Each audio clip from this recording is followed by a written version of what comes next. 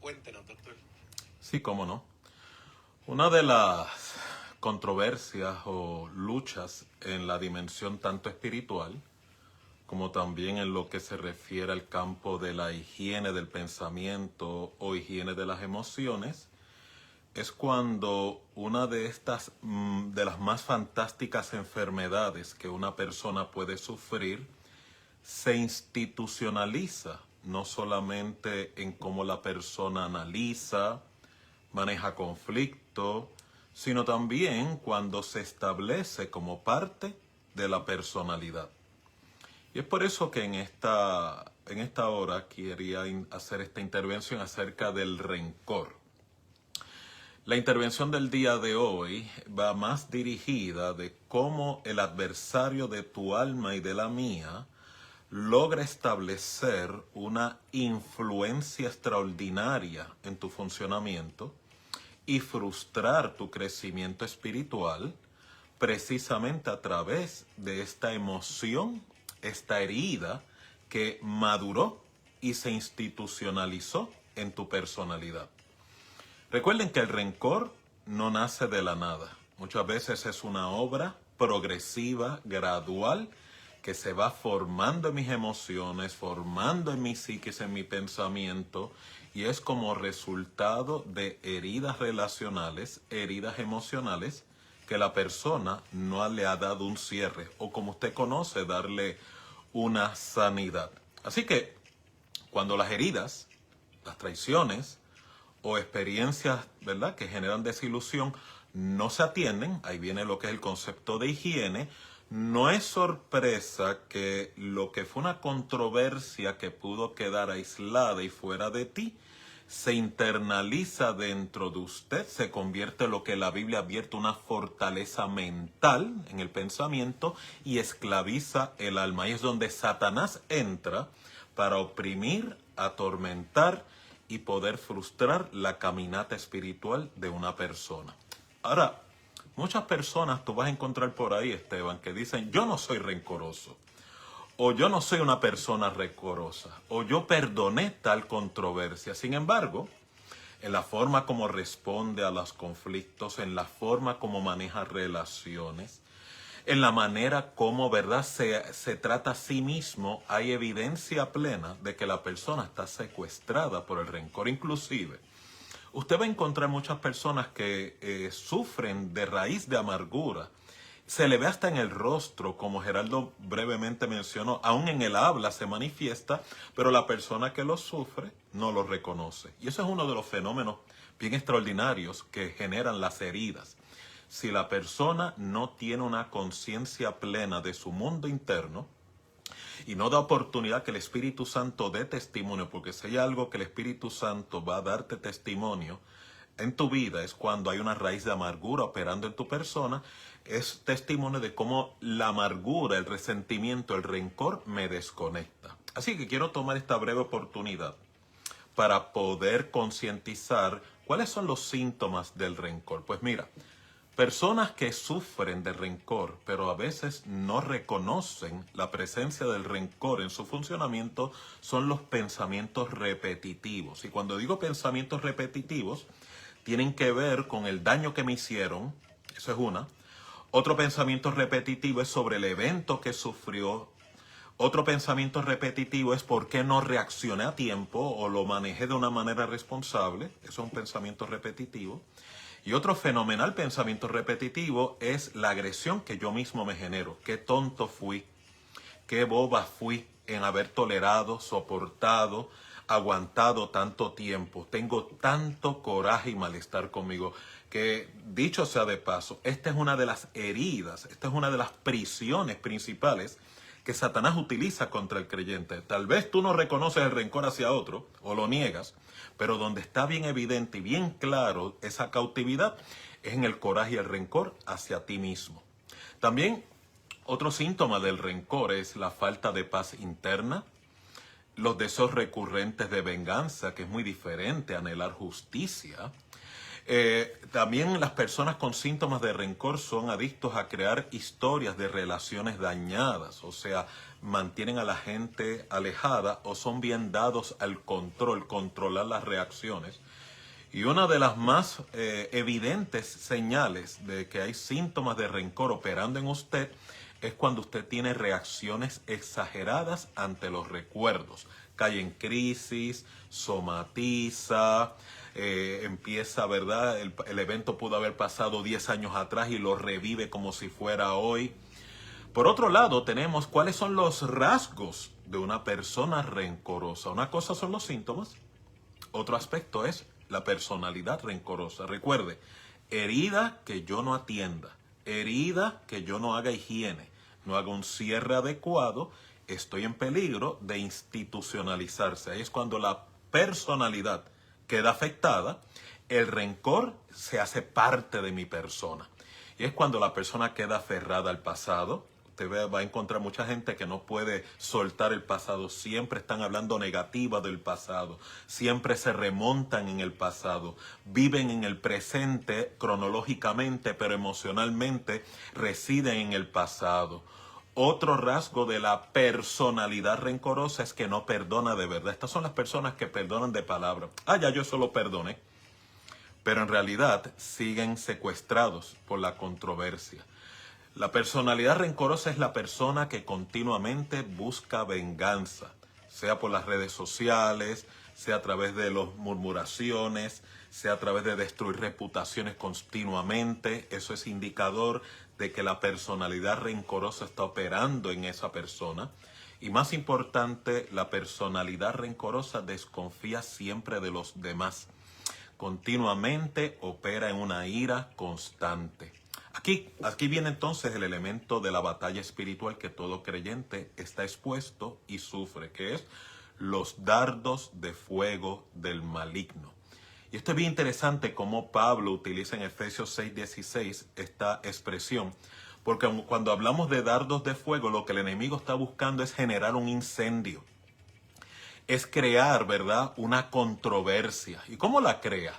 ¿Cuáles son los dardos, verdad, de fuego? Es que cuando llega la herida, empieza a bombardearte con estas ideas y estos pensamientos. No fue justo lo que experimenté. O no me valoran como yo valoro a ellos, ¿verdad? O nunca esa persona, esa gente me pidió perdón, a pesar de cómo me desviví por ellos. Y más aún todavía, cómo se institucionaliza ese dardo de fuego cuando la persona empieza a normalizar la condición diciendo yo tengo derecho a tener coraje, por no decir tengo derecho a odiar. Y aquí es donde ese enemigo, adversario, busca cómo aprovechar una emoción legítima, el dolor que yo sufrí, lo convierte en una interpretación falsa que mantiene la herida abierta. Por eso es que la Biblia en 2 de Corintios 10:5 tenemos que llevar todo pensamiento cautivo a la obediencia a Dios, porque cuando yo no confronto esas ideas, no confronto esos dardos de fuego, entonces el pensamiento tóxico se repite. Yo lo rumío continuamente y se torna la narrativa continua de la persona. Ahí cuando mencioné la personalidad rencorosa. Entonces el pensamiento repetitivo, y con esto voy concluyendo, se vuelve la creencia emocional en la persona. La mente comienza a justificar el rencor como protección. Por eso es que vas a ver muchas personas que utilizan el rencor, utilizan el coraje, utilizan la herida, no solamente para mantener a las demás personas alejadas de uno, sino también como una forma de no asumir responsabilidad. Y es por eso que aquí, y únicamente aquí, es que se pierde la batalla. No porque el diablo fue superior en estrategia a tu persona, sino porque el pensamiento, la emoción, la herida no fue intervenida, no fue arrestada, como dice la Escritura, no fue llevada cautiva a la obediencia. Doctor, ¿el rencor en sí por sí mismo se autoalimenta o el rencor hay que constantemente gestar un pensamiento que lo alimenta? ¿A qué me refiero? ¿A dónde voy? ¿Pudiera autodesaparecer? No, realmente el rencor no desaparece, sino que lo asimilo como parte de mi personalidad. Por eso, como escuchaste al inicio de la intervención, Gerardo, de la entrevista, orienté a la audiencia cuáles son los síntomas del rencor que pueden estar operando en mi persona. Y de igual manera, cuando ya no son síntomas, sino que ya lo internalicé como parte de mi personalidad. Por eso es que tú vas a encontrar muchas personas que pueden estar atormentadas por el enemigo, muchas personas oprimidas por el diablo, porque cuando tú le preguntas, ¿y pues qué pasa con tu carácter? ¿Qué pasa con tu personalidad? ¿Qué es lo que te contesta? Es que yo tengo problemas porque tengo una fuerte personalidad, yo tengo un carácter fuerte. O sea, en el vocablo, en la narrativa del siglo XXI, donde hay tanto avance en la ciencia, hay tanto avance en el vocabulario, las personas racionalizan, justifican el rencor, la raíz de amargura, como carácter fuerte. Y esto es una manera como el enemigo inserta esas creencias en el individuo para minimizar la responsabilidad, minimizar el daño y poder así mantenerlo cautivo. O sea, la persona sigue su caminata relacional con Dios, pero queda obsoleto en el funcionamiento y peor aún vive una vida atormentada y sufrida a pesar de que Cristo le ofreció permanente libertad. Entonces le pregunto, ¿el rencor pudieran ser situaciones difíciles que no se trataron? Precisamente el rencor es esa deuda emocional y espiritual donde la persona llega a esta conclusión: fui agredida, experimenté agresión y no recibí justicia. Cuando una persona no recibe justicia, lo que está declarando es que no he sido restituido, no he sido restituida. De ahí es que surge la amargura, de ahí es que surge el rencor. Y es por eso que usted va a encontrar a muchas personas en nuestros medios, en nuestras familias, en nuestras congregaciones y en su relación aún con Dios, que viven bajo esta deuda continuamente, y esta deuda se institucionaliza en la personalidad y ahí viene la enfermedad del alma. Por eso es que Cristo en su disertación, en su ministerio, de una manera contundente, este fue uno de los temas más prominentes que él continuamente hablaba: la necesidad de perdonar, la necesidad de dejar tu ofrenda a un lado y cerrar heridas, la necesidad de que antes que te entres en una devoción, primero busca cerrar heridas y controversias de tu alma. ¿Por qué? Él sabe y nos advierte que una de las estrategias del enemigo para frustrar la comunión con el Espíritu Santo es la falta de perdón. Y cuando hay falta y ausencia de perdón, se institucionaliza el rencor como parte de la existencia del individuo.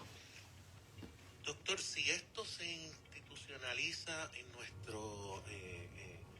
nuestras conductas, todos estos síntomas, como que ese tipo de persona vive anestesiado y no está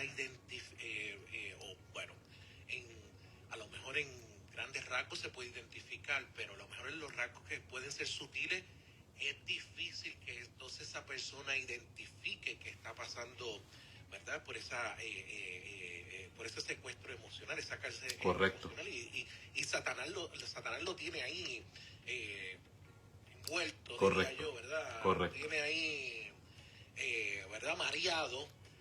Mi pregunta es, ¿cómo entonces esa persona puede salir de eso si para esa persona es una conducta normal?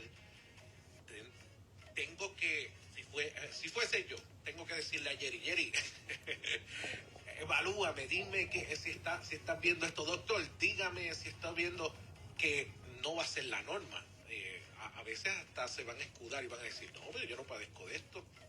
Precisamente, tú utilizaste, Esteban, un término descriptivo bien particular.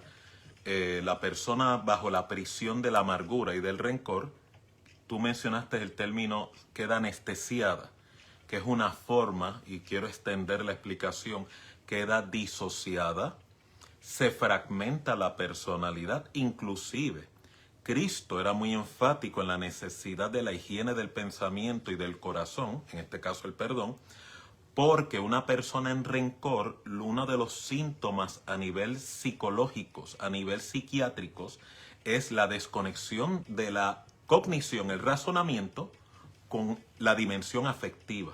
Ahí es cuando tú encuentras la personalidad se fragmenta.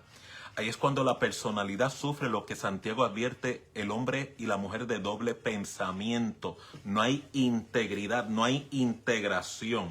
¿Y cuáles son las consecuencias?